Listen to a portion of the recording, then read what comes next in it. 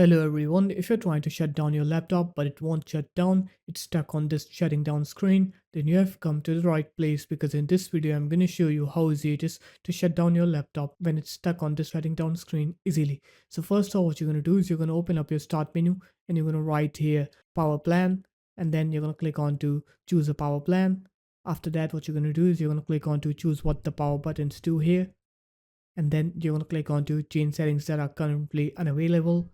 And once you click on it, you're going to have a setting like this under shutdown settings, turn on fast startup. So now what you're going to do is you're just going to untick this turn on fast startup. So make sure to untick it, and after that click save changes. And once you click save changes, now what you're going to do is you're going to go ahead and restart your laptop. And once you click restart, it will restart your laptop, and once it's done fully restarting, now you're going to go ahead and shut down your laptop, and you'll see that your laptop will now shut down. So there it is guys, that's how easy it was. If you guys found this video helpful, make sure to leave a like, comment and subscribe to the channel, and I'll see you in my next video.